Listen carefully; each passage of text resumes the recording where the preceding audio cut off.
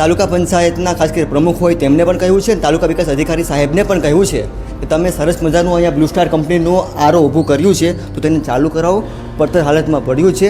આપણે મસ્ત મોટા પૈસા આપીને આ ખરીદી લઈએ છીએ ગ્રાન્ટોમાંથી, પરંતુ આનો ઉપયોગ થતો નથી તો શું કામનું? એ હાલ અત્યારે ઉનાની જનતા આપણે સવાલ કરી રહી છે. અરજદારો છે તે આવતા હોય એમના કામ કરવા માટે, પરંતુ તમે તેમના પીવાના પાણીની વ્યવસ્થા કરી શકતા નથી તો તમારી પાસે અપેક્ષા શું રાખશે? એ સૌથી મોટો સવાલ છે. આરો પ્લાન્ટ બંધ છે તેનું પણ શું કારણ હોઈ શકે? ખાસ કરીને આપ જોઈ રહ્યા છો કે તાલુકા વિકાસ અધિકારી સાહેબ છે, સાહેબ સાથે વાત કરવાનો પ્રયાસ કરશું. નમસ્કાર દોસ્તો, મારું નામ છે હાર્દિક સિંગોડ. હાલ અત્યારે અમે ઉના તાલુકા પંચાયતની ઓફિસ છે ત્યાં અમે પહોંચ્યા છીએ. જોઈ રહ્યા છો દ્રશ્યોમાં કે તાલુકા વિકાસ અધિકારીની ઓફિસ છે, ચેમ્બર છે, અને ખાસ કરીને ઘણા સમયથી લોકોની ફરિયાદો કોમેન્ટો અમને મળતી હતી. અધિકારીઓ છે, ખાસ કરીને તાલુકા પંચાયતના જે કર્મચારીઓ હોય એમની પર ફરિયાદો મળી હતી કે પીવાનો પાણીનો પ્રશ્ન છે તો અહીંયા મોટો છે, અહીંયા આરો છે પણ આરોમાં પાણી આવતું નથી એવી ફરિયાદો મળી હતી. હાલ અત્યારે ગીરની વાત છે ત્યાં પહોંચી છે. જોઈ રહ્યા છો દ્રશ્યોમાં કે આ આરો છે બ્લુ સ્ટાર કંપનીનું સરસ મજાનું આરો અહીંયા આપેલું છે, પરંતુ ઘણા સમયથી પડતર હાલતમાં પડેલું હોય અને પક્ષીઓએ મારા કરી નાખ્યું હોય. હાલ અત્યારે ઉનાળાની સિઝન ચાલુ છે ને એ સમયમાં પણ આ આરો પ્લાન્ટ છે તે ચાલુ કરવામાં આવ્યો નથી. તેથી વારંવાર અહીંના કર્મચારીઓને તો નુકસાન થાય છે, પીવાના પાણીની તકલીફ પડે છે, પરંતુ જે ઉના તાલુકાના જે ગામડાઓમાંથી જે અરજદારો આવતા હોય છે તેને પણ પીવાના પાણીની તકલીફ પડી રહી છે. તાલુકા પંચાયતના ખાસ કરીને પ્રમુખ હોય તેમને પણ કહ્યું છે અને તાલુકા વિકાસ અધિકારી સાહેબને પણ કહ્યું છે કે તમે સરસ મજાનું અહીંયા બ્લુ સ્ટાર કંપનીનું આરો ઊભું કર્યું છે તો તેને ચાલુ કરાવો.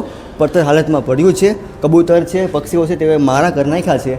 ખાસ કરીને ગામડાઓમાંથી જે અરજદારો આવતા હોય છે તેને તમે પીવાના પાણીની વ્યવસ્થા કરી શકતા નથી તો તે તમારી પાસે અપેક્ષા શું રાખશે? એ પણ સૌથી મોટો સવાલ છે. કેમેરામેનને કહીશ કે દ્રશ્ય ઝૂમ કરી બતાવે અને કેટલી બદતર હાલત છે. લોકો અહીંયા થૂકી રહ્યા છે અને કબૂતર જે પક્ષી હોય તેઓએ મારા કરી નાખ્યા છે. કેમેરામેનને કહીશ તમામ દ્રશ્યો છે તે ઝૂમ કરીને બતાવે જેથી કરીને ખ્યાલ આવે. પરંતુ હવે જો તાલુકા પંચાયતના પ્રમુખ હોય કે તાલુકા વિકાસ અધિકારી આ વિડીયો જોતા હોય તો વિનંતી કરું છું, અરજદારો છે તે આવતા હોય એમના કામ કરવા માટે, પરંતુ તમે તેમના પીવાના પાણીની વ્યવસ્થા કરી શકતા નથી તો તમારી પાસે અપેક્ષા શું રાખશે? એ સૌથી મોટો સવાલ છે. આપણે મસ્ત મોટા પૈસા આપીને આ ખરીદી લઈએ છીએ ગ્રાન્ટોમાંથી, પરંતુ આનો ઉપયોગ થતો નથી તો શું કામનું? એ હાલ અત્યારે ઉનાની જનતા આપણે સવાલ કરી રહી છે. હા દોસ્તો, આ આરો છે તો લાંબા સમયથી બંધ હતો. લોકોને પીવાના પાણીની અગવડતા પડી રહી હતી. ખાસ કરીને સ્થાનિકો હોય કે જે અરજદારો છે તે અહીંયા તાલુકા પંચાયત કચેરીમાં આવતા હોય છે. પીવાના પાણીની તકલીફ છે તે મોટા પ્રમાણમાં હતી અને ખાસ કરીને આરો બંધ હાલતમાં છે. અહીંના તાલુકા વિકાસ અધિકારી ટીડીઓ સાહેબની આગળ ચેમ્બર છે, સાહેબ સાથે પણ વાત કરવાનો પ્રયાસ કરશું કે ખરેખર પાણી આવતું નથી એ પાછળનું કારણ શું હોઈ શકે? આરો પ્લાન્ટ બંધ છે તેનું પણ શું કારણ હોઈ શકે? ખાસ કરીને આપ જોઈ રહ્યા છો કે તાલુકા વિકાસ અધિકારી સાહેબ છે, સાહેબ સાથે વાત કરવાનો પ્રયાસ કરશું. સર, ખાસ કરીને તાલુકા ઓફિસ છે આપણી, તેમાં આરો પ્લાન્ટ છે તે બંધ હાલતમાં છે, શું કહીશો? હા, સૌપ્રથમ મારું ધ્યાન દોરવા બદલ આપનો આભાર માનું છું. મને આપ જોડે વાત થઈ પહેલાં અડધી કલાક પહેલાં જ અમારા સ્ટાફ દ્વારા પણ જાણ થઈ કે કચેરીનો આરો પ્લાન્ટ કદાચ ગઈકાલથી બંધ થયેલો છે.